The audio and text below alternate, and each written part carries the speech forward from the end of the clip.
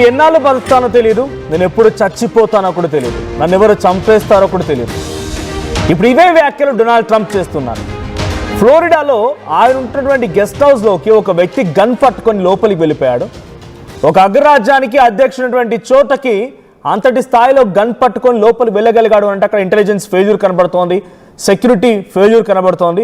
However once లోపలికి వెళ్ళిన తర్వాత ఆమె అందరికి తెలిసిందే, గమనించారంటే కథం డైరెక్ట్గా షూట్ ఎట్ సైట్.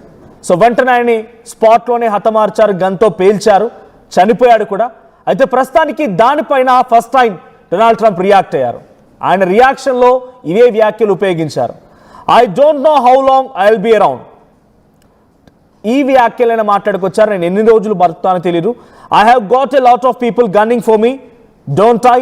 సో చాలామంది నా పైన గన్నులు ఎక్కువ పెట్టారు. నేను 79 ఏళ్ల వయసున్న వ్యక్తిని.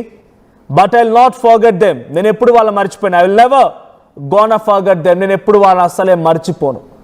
నన్ను ఎక్కువ పెట్టి నన్ను హతమార్చాలని చూసారు. ఎప్పుడు ఎన్ని రోజులు ఎలా బతుకుతానో తెలియదు. నేను I don't know how long I will be around. నేను ఎన్ని రోజులు బతుకుతానో తెలియదు అన్నట్టుగా డొనాల్డ్ ట్రంప్ రియాక్ట్ అయ్యారు.